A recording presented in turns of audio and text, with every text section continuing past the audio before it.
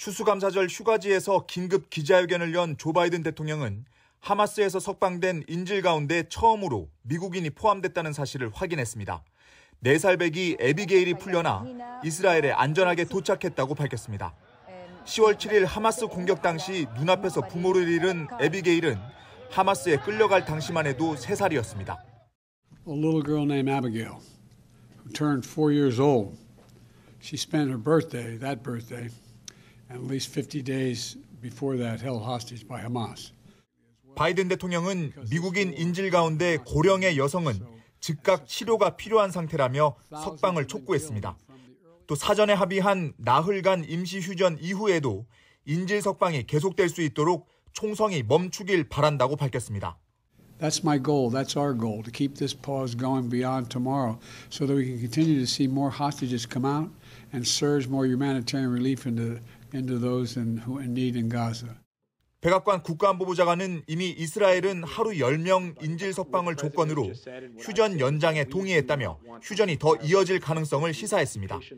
뉴욕타임스는 풀려난 인질들과 화상통화한 친척들의 전원을 통해 열악한 억류 생활을 전했습니다. 밥과 빵이 전부인 식사도 제대로 못해 몸무게가 6에서 8kg 빠지고 의자를 붙인 간이 침대에서 생활했다며 외부 정보도 철저하게 차단돼 가족의 생사도 알지 못했다고 보도했습니다. 워싱턴에서 YTN 권중입니다. 하마스의 군사조직인 알카삼 여단이 공개한 영상입니다. 3차로 석방된 인질들의 모습인데 가자 지구에서 적십자에 인계되는 장면이 담겨 있습니다. 하마스가 이스라엘인 14명과 미국인 1명을 포함한 17명의 인질을 추가로 석방하고 이스라엘이 팔레스타인 수감자 39명을 풀어주면서 불안한 휴전은 이어지고 있습니다. 3차 인질 석방 이후 네타냐후 총리는 조 바이든 미국 대통령과 통화를 하고 두 정상이 모든 인질이 풀려나도록 계속 노력하자는 데 동의했다고 밝혔습니다. 하지만 휴전이 끝나면 총력을 기울여 군사작전을 재개할 것이라는 입장도 다시 피력했습니다. באותה נשימה אמרתי גם לנשיא שבגמר המתווה אנחנו חוזרים בכל העוצמה לממש את היעדים שלנו, חיסול החמאס, להבטיח שעזה לא תחזור להיות מה שהיא הייתה. 다만 그는 앞선 합의대로 하마스가 매일 10명씩 추가로 인질을 석방하면서 휴전을 연장하는 것은 환영한다고 덧붙였습니다. 하마스도 성명을 통해 4일간의 휴전이 종료된 후 이를 연장하는 것을 추진하고 있다고 밝혔습니다. 이스라엘과 하마스는 지난 24일 인질과 수감자의 단계적 교환 등을 대가로 나흘간의 시한부 휴전을 시작했으며 예정대로라면 현지 시간 월요일을 기해 휴전이 종료됩니다. 휴전 마지막 날에는 총 50명의 인질과 150명의 팔레스타인 수감자가 석방될 것으로 예상되는 네 번째 교환이 있을 예정입니다. 미국, 이집트, 카타르가 주도하는 국제 중재자들이 휴전을 연장하기 위해 노력하고 있어 휴전 연장 가능성은 높아지고 있습니다. YTN 김진호입니다.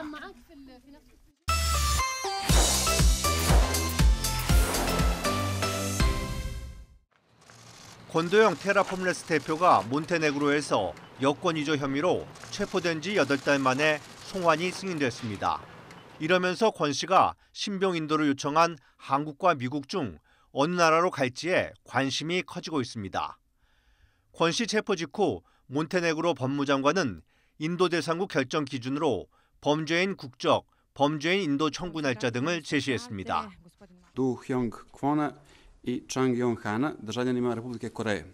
한국은 미국보다 먼저 권 씨의 신병 인도를 요청했습니다. 한국 법무부가 보낸 범죄인 인도 청구서는 지난 3월 29일 몬테네그로 법무부에 도착했습니다. 미국 청구서는 닷새 뒤인 4월 3일에 나왔습니다. 권 씨도 한국으로의 송환에 동의했습니다. 하지만 권 씨 송환 대상국을 최종 결정하는 몬테네그로 법무장관은 미국행을 시사했습니다. 안드레이 밀로비치 몬테네그로 법무장관은 미국은 가장 중요한 대외정책 파트너라면서 미국과 범죄인 인도를 위한 법적 틀을 마련하길 희망한다고 현지 방송 인터뷰에서 말한 것으로 전해졌습니다.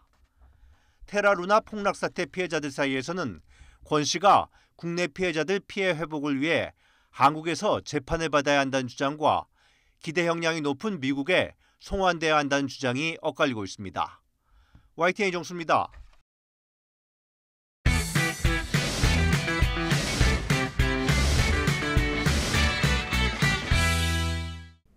카드로는 신용카드사들이 회원들의 신용도와 카드 실적을 보고 내주는 장기 카드 대출입니다. 무담보 대출의 절차가 간소해서 중저신용자들의 급전 창구로 꼽힙니다. 지난 10월 신용카드 9개사의 카드론 잔액은 38조 7,405억 원. 그런데 고금리 고물가에 카드론을 제때 갚을 여력이 안 되자 이 빚을 갚으려고 다시 대출을 받는 사람들이 1년 사이 크게 늘었습니다.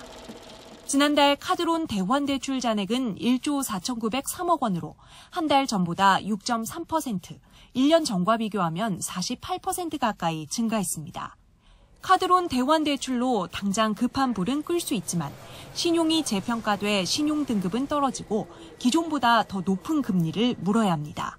그만큼 이제 취약한 계층들이 카드론을 많이 쓴다, 이제 생활비 대출을 많이 쓴다라고 보시면 될 것 같고, 전국적으로 이제 신용불량자가 될 수도 있는 이런 리스크가 있어가지고 지나치게 대환이 많거나 카드론이 많은 것 자체는 좋지 않은 상황이라고 보시면 될 것 같습니다. 조달 비용이 오르며 카드론 금리 자체도 올라가 지난달 평균 금리는 14.42%로 한 달 전보다 0.35%포인트나 상승했습니다. 빚이 빚을 불리며 연체율도 높아집니다. 지난 3분기 말 기준 전업 카드사 7곳의 평균 연체율은 1.67%로 1년 사이 0.6%포인트 늘었습니다. 결국 카드사들은 지난 9월부터 신용점수 500점 이하 차주에게는 카드론을 내주지 않고 있습니다. 이제 급전 수요는 금리가 최고 연 20%에 육박하는 카드사 리볼빙 서비스로 몰리는 실정입니다. YTN 나연수입니다. 은퇴 이후 노후 준비 필요성이 커지고 있지만 정작 경제적으로 준비할 시간은 많지 않습니다. KB금융지주 경영연구소가 성인 남녀 3,000명을 대상으로 은퇴하길 희망하는 나이를 조사해봤더니 평균 65살로 나타났습니다. 하지만 이미 은퇴한 사람들의 실제 퇴직 나이는 55살로 10년이나 빨랐습니다. 조사 대상자 절반 이상이 아직 노후를 위한 경제적 준비를 시작도 하지 못했다고 답했고, 이미 시작한 사람들도 평균적으로 45살을 넘겨서 노후를 준비한 것으로 나타났습니다. 은퇴한 이후 필요하다고 생각한 적정 생활비도 현실과는 차이가 났습니다. 노후에 여가를 즐기면서 여유롭게 살기 위해 필요한 적정 생활비는 369만 원. 기본적인 의식주만 해결할 수 있는 최소 생활비는 251만 원으로 조사됐습니다. 하지만 실제로 소득과 저축 여력을 따져볼 때 조달 가능하다고 답한 생활비는 212만 원으로 적정 생활비의 60%에도 못 미쳤습니다. 노후 경제적 준비 저해 요인 중 가장 큰 이유는 소득 부족으로 나타났고요. 그 두 번째로는 경제 불확실성이나 물가 상승의 문제, 그리고 세 번째는 예기치 못한 사고 발생 가능성에 응답이 많았습니다. 전문가들은 기대 수명이 늘어나고 부양 의무에 대한 인식이 과거와 달라지면서 개인 맞춤형 노후 준비가 필요하다고 조언했습니다. YTN 윤혜리입니다. 서울 강남에서도 땅값 비싸기로 유명한 청담동. 이곳은 과거 호텔 부지로 현재는 철거 공사가 진행 중입니다. 최고 49층 높이의 주상복합 건물이 들어설 예정인데 이를 위해 시행사는 지난해 금융기관 26곳으로부터 4,640억 원 규모의 브릿지론, 고금리 단기 대출을 받았습니다. 그런데 최근 이 가운데 39%를 빌려준 최대 채권자 새마을금고 중앙회가 대출 만기 연장을 거부했습니다. 해당 PF 사업장의 사업성이 부족하다고 판단한 겁니다. 분양 대금을 통해서 이제 자금을 상환하는 그런 구조인데 아무래도 청담동이다 보면은 분양가도 높을 거고 요즘 부동산 경기나 이런 것들 감안했을 때 그 분양이 쉽지는 않을 것 같다는 판단이에요. 시행사가 사업 초기 토지 구입을 위해 받는 브릿지론은 부동산 본 PF 대출로 가기 위한 다리 역할을 합니다. 담보 없이 오로지 사업 계획만 보고 돈을 빌려줘야 하는 데다 사업 인허가도 승인되지 않은 상태다 보니 위험성은 매우 큽니다. 하지만 부동산 호황기였던 지난 2020년에서 2021년까지만 하더라도 금융사들은 앞다퉈 PF 대출에 뛰어들며 공격적으로 수익성 확보에 나섰습니다. 그런데 고금리로 인한 높은 이자 부담에 원자재 값까지 오르면서 분위기는 달라졌습니다. 급기야 짓기만 하면 초고가 분양으로 수천억 원의 이익을 안겨줄 거라는 강남 불패 신화마저 휘청이기 시작한 겁니다. 그만큼 지금 프로젝트 파이낸스 상황이 전국적으로 봤을 때 강남보다 더 비핵심지인 곳은 더 어려워질 수가 있다. 이것을 시사하죠. 그렇다고 부동산 PF 사업장의 자금 경색을 해소하기 위한 정부의 금융 지원 방안도 약발이 시원치 않습니다. 애초 지난달 말 출범할 예정이었던 PF 정상화 지원 펀드는 사업장 선정부터 난항을 겪으며 차일피일 미뤄지고 있습니다. 정부에서는 여러 가지 지원 대책들이 나오고 있지만 굉장히 제한적이다. 현장에서 느끼기에는 그 정도 가지고는 굉장히 좀 부족하다라고 느끼고 있는 부분이고, 근본적으로는 정부 정책으로 해결될 수 있는 문제라기보다는 금리가 내려가고 부동산 시장이 좋아져서 시장에서 해결이 돼야지. 이른바 노른자 땅으로 여겨지는 곳에서조차 찬바람이 불면서 연말 시행 건설업계를 중심으로 부동산 PF 위기론이 다시 고개를 들고 있습니다. YTN 엄윤주입니다. 정부가 수천 명에 달하는 의대 증원 수요 조사를 발표하자 그간 침묵하던 의학계도 비판 의견을 내기 시작했습니다. 대한의학회는 원래 이런 자리에 나타나지 않는데 하도 정부의 조치가 어처구니가 없어서 그 조사 취지와는 상관이 없이 보건의료에서 필요한 의사 숫자를 왜곡하고 사회에 잘못된 신호를 제공함으로써 삭발을 감행한 의사협회장은 이번에도 총파업을 시사하며 강경 대응에 나섰습니다.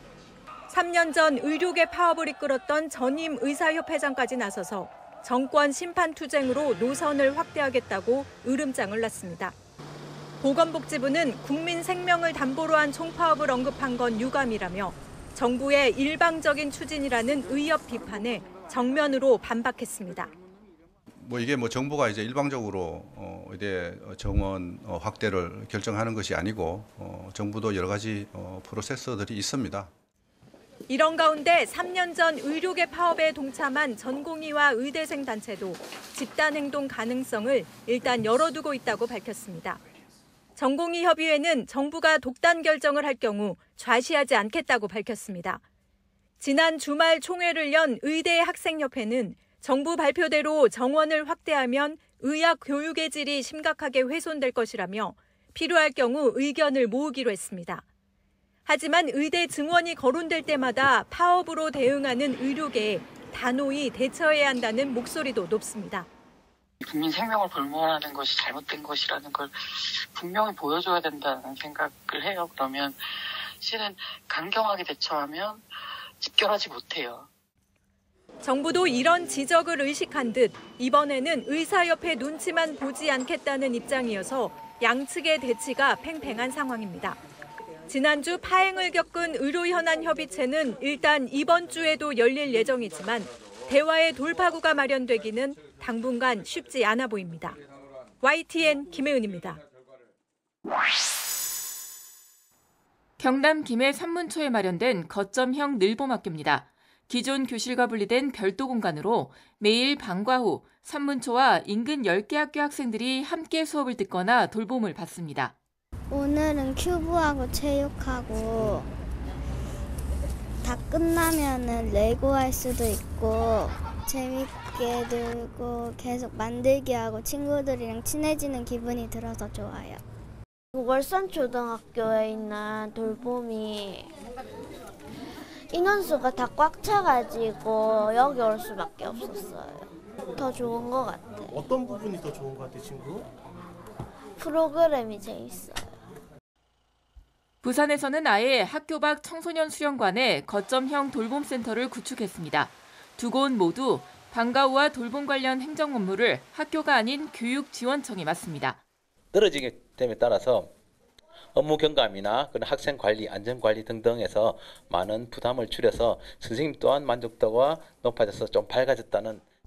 교육부는 이렇게 학교 안팎에 교실과 분리되는 늘봄 공간을 별도로 확보하고 교육청이 운영을 맡는 모델을 목표 삼아 다음 달 초 세부 시행 방안을 발표할 예정입니다.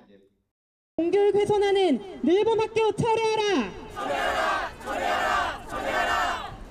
하지만 늘봄 전담교원은 2027년부터 확충하는데 전국 확대는 내년으로 앞당기면서 교원들의 반발은 거세지고 있습니다. 현재 시범 학교들조차 늘봄 지원 인력을 받기는커녕 강사도 못 구하는 곳이 많습니다. 경북 내 대부분의 늘봄 시범 운영 학교에서 교사가 직접 운영 인력으로 투입되었습니다.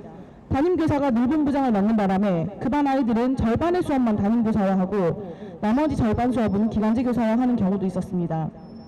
학교가 몰려있는 서울과 경기교육청 역시 지원청 산하 학교들이 너무 많아 늘봄 운영을 감당하기 어렵다며 난색입니다. 이들은 학교가 공간을 빌려주되 지자체가 운영을 맡길 바라고 있지만 서울 지자체 가운데 방과 후 과정을 직접 운영하는 건 도봉구뿐으로 대다수 지자체는 교육 업무를 주도적으로 맡는 데 소극적입니다. 하지만 교육부는 늘봄 운영 방안 발표를 앞두고도 운영 인력과 관련해 각 교육청이나 지자체와 별다른 협의도 하지 않고 있는데 대책 없이 정책 발표만 서둘러 교육 현장의 혼란을 자초한다는 비판이 커지고 있습니다. YTN 김현아입니다. 책장에 책 대신 알록달록한 장난감이 빼곡합니다. 아이들은 국민 문짝부터 소방차까지 다양한 장난감에 눈을 떼지 못합니다. 어린이들에게 장난감을 빌려주는 장난감 도서관입니다. 1,400종류가 넘는 장난감과 책이 갖춰져 있는데 인기 많은 장난감부터 새로 나온 장난감까지 다양합니다. 자녀가 만 72개월 이하면 연회비 10,000원에 최대 14일까지 빌릴 수 있습니다. 첫째 때는 제가 이런 정책이 있는지 몰라서 좀 일일이 샀었어요. 차라리 그 돈으로 다른 활동을 더 다양하게 시켜줄 수가 있으니까 경제적으로 저희는 참 부담이 덜었다고 생각이 돼요. 위생관리도 철저합니다. 누군가 쓰고 반납한 장난감은 직원들이 꼼꼼하게 소독해 다음 사람도 안전하게 빌려 쓸 수 있습니다. 자녀가 더 이상 사용하지 않는 장난감은 대여 포인트를 받고 기부할 수도 있습니다. 경제적 부담은 줄여주고 환경도 보호할 수 있으니 일석이조입니다. 서울 장난감 도서관은 지난해에만 17,000여 명이 4만 번 넘게 이용했습니다. 22년 만에 확장 이전하면서 최근에는 일주일 내내 문을 열어 가족 단위 이용객이 찾기 편리해졌습니다. 엄마 아빠가 쉬는 날 애들이랑 같이 올 수 있으니까 그런 게 더 크게 도움이 될 것 같고 퇴근 시간 걸리면 못 오는 거니까. 이처럼 장난감을 빌려주는 도서관은 현재 전국에 200군데가 넘습니다. 고물가로 아이 키우기가 더 힘들어지는 요즘 장난감 도서관이 육아 부담을 덜어주고 있습니다. YTN 유서연입니다. 움직이는 가상인간입니다. 한눈에 보기에도 그래픽으로 제작된 것이라는 것을 알 수 있습니다. 그런데 화면이 전환되자 가상인간이 실제 사람처럼 변합니다. 움직임도 그대로 따라하며 실시간으로 적용됩니다. 국내 연구진이 개발한 디지털 인간을 사람처럼 보이게 하는 신기술입니다. 중저품질로 만들어진 디지털 휴먼을 실감 디지털 휴먼으로 바꾸는 건데요. 일반적으로 좀 저렴하게 만든 디지털 휴먼을 저희 기술을 이용해서 정말로 비싸게 만든 것처럼 고품질로 바꾸는 그런 기술입니다. 생성형 인공지능을 이용해 수많은 사진을 학습해 자연스러운 변환이 가능해졌습니다. 특히 동영상을 바꾸는 과정에서 나타나는 떨림 현상을 잡아 실시간으로 사용할 수 있습니다. 지금 보시는 화면이 디지털 휴먼을 사용한 안내 데스크 역할을 하는 키오스크인데요. 이런 안내 데스크에 저희가 개발한 실제 사람과 구별할 수 없는 그런 자연스러운 디지털 휴먼을 적용한 기술을 적용해서 곧 상용화될 예정이고요. 연구진은 얼굴에 이어 팔과 다리 등 신체 각 부분을 실제 사람처럼 변환하는 기술을 추가 연구할 계획입니다. 그렇게 되면 배우 대신 3D 그래픽으로 만든 가상인간이 출연하는 영화의 제작이나 반대로 사람이 출연한 영화를 애니메이션으로 바꿔볼 수 있는 일도 가능해질 전망입니다. YTN 김윤우입니다.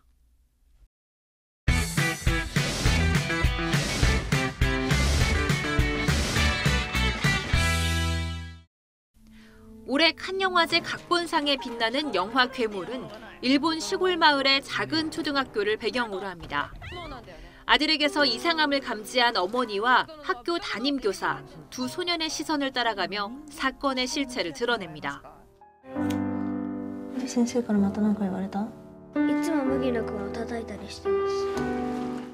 영화는 일본 최고의 각본가인 사카모토 유지, 세계적인 음악가 고 사카모토 류이치 등 일본의 거장들이 뭉쳐 화제가 됐습니다. 메가폰을 잡은 고레에다 감독은 특유의 섬세한 연출력으로 관객에게 묵직한 질문을 던집니다. 相手を傷つけるために使っていないからこそ余計に少年2人に対しては抑圧的に働く、暴力的に聞こえる、そういうことがあるのだということが一番大事なことなのかな. 결혼이 필수가 아닌 선택이 된 시대. 영화 싱글인 서울은 대도시 싱글들의 삶과 연애 스타일을 조명합니다. 학원 강사이자 SNS 인플루언서인 영호와 연애에 서툰 출판자 편집장 현진. 서로 다른 두 사람이 만나 자신의 빈 구석을 발견하고 채워가는 여정을 그렸습니다. 영호처럼 그렇게 막무가내로 싱글이 최고라는 생각은 또 아니거든요. 문득 외로움도 느낄 때도 있고, 그래서 그런 복합적인 감정들을 연기에 좀 표현하려고 노력했습니다. 사랑에 대해서 좀 다르게 생각하고 있는 두 사람이 서로 가까워지면서 조금씩 서로가 이해하고 닮아가거든요. 그런 면들이 좀 사랑한다면 누구나 공감할 수 있는 내용이지 않을까 생각해요. 영화 접속과 건축학개론 등을 내며 로맨스 명가로 꼽히는 제작사의 작품으로 관객들의 기대를 모으고 있습니다. YTN 차정은입니다. 책 제목에서 드러나듯 작가 조정래 씨의 신작은 돈에 대한 얘기입니다. 우리 문단에 큰 획을 그은 대작들을 줄기차게 써왔지만 돈은 사실 조 씨가 평생을 생각해온 문제였습니다. 제가 가난했던 시절 대학생 때부터 계속 생각한 문제죠. 특별한 착상이 아니고 평생에 걸친 것이라고 봐야 할 것입니다. 돈 욕심이야말로 인간 본성을 그대로 드러내는 지표로 봤습니다. 그래서 내세운 게 운동권 출신 변호사와 비정한 사건들로 얽힌 의뢰인들입니다. 조 씨가 생각하는 사회 문제의 핵심이자 구원 대상입니다. 후반기가 시작되는 작품일 수 있습니다. 종교가 아무리 강조해도 실패했는데 나 또한 실패하리라. 그러나 실패가 두려워서 앉을 수는 없다. 쓴 데가 있습니다. 유홍준 교수가 지난 30년간 우리 문화와 역사의 현장을 특유의 통찰과 쉬운 설명으로 소개해온 나의 문화유산 답사기와 작별을 예고했습니다. 새로 출간한 국토박물관 순리의 2권은 그 첫 작업입니다. 제 취지 자체는 어쨌든 문화유산 답사기가 마지막으로 이 정중하게 그 피어리어드를 찍을 수 있는 방법이고, 서울, 제주, 경주 등 지역 중심의 답사기와 달리 순례기는 정중한 미술사 통사에선 얘기할 수 없었던 시대의 속살까지 시대순으로 대표 지역과 문화유산에 담아 더 쉽게 소개합니다. 대표적인 신석기 유적 부산 영도의 폐총은 이번에 처음 다뤘습니다. 순례기는 구석기 시대에서 삼국시대까지를 담은 1, 2권을 시작으로 근현대사까지 이어질 예정입니다. 그때쯤엔 유 교수도 80대에 접어드는데 마지막 종착지로 쓸 곳도 이미 정했습니다. 맨 마지막 꼭지는 독도가 될 거라고 마음속에 잠정적으로 갖고는 있습니다. YTN 김정혜입니다. 기온이 영하로 급격하게 떨어진 토요일 아침. 세계 자연유산으로 지정된 전북 부안군과 고창군 사이에 있는 곰소만 갯별 주변에서 목과 머리는 희고 몸은 까만 흑두루미 무리를 만날 수 있었습니다. 먹이 활동을 하다 갯벌을 박차고 날아올라 창공을 가를 때는 우아한 자태의 날갯짓이 인상적이었습니다. 올해 흑두루미가 한 20일 정도 이렇게 빨리 고창에 온 것 같습니다. 저 일본 가구시마현 이즈미시까지 내려가는 과정 중에 이제 저희 서산 천수만이라든지 군산이라든지 고창 그리고 이제 순천까지 거쳐서 갯벌에 물이 차는 만조가 되면 흑두루미는 바로 옆 들판으로 자리를 옮깁니다. 네, 지금 흑두루미 50여 마리 정도가 창공을 달고 있는데요. 흑두루미들은 이쪽 갯벌과 저쪽 들판을 왔다 갔다 오가면서 먹이 활동을 계속하고 있습니다. 겨울을 나기 위해서 5, 6년 전부터 고창을 찾아오던 천연기념물 흑두루미. 개체수가 조금씩 늘더니 지난해에는 200여 마리가 이곳에서 겨울을 보냈습니다. 여러 마리가 와요. 이게 온도가 떨어졌을 때는 많이 오고 또 온도가 올라가면은 마리수가 줄고 그래요.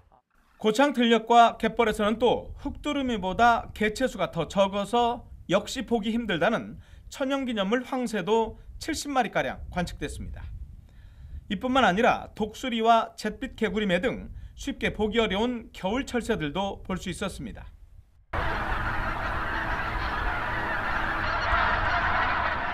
갯벌 바로 옆에 있는 독림저수지도 겨울 철새들의 천국입니다. 기러기와 가창오리 무리가 역시 먹이가 풍부한 들판과 저수지를 오가면서 추운 겨울을 보냅니다. 네, 이제 막 해가 넘어가고 있는데요. 해질녘 이곳 독림저수지는 철새 조망지로 손꼽히는 곳 중에 하나입니다. 추위가 한창인 12월 중순 이후에 수십만 마리의 가창오리와 기러기 떼 석양 속 근무는 사진작가들이 즐겨 찾는 탐사 대상이기도 합니다. AI가 없을 때는 저희 고창군에 방문하시는 분들은 세계 초소에 방문하실 때 소독하시고 일회용 장화를 착용하신 후 탐조를 하실 수 있습니다. 동호회를 중심으로 고창 지역 주민들은 겨울 철새들이 안전하게 겨울을 나고 돌아갈 수 있도록 먹이를 들판에 뿌려주는 등 탐조와 보호 활동을 병행하고 있습니다. YTN 오점권입니다.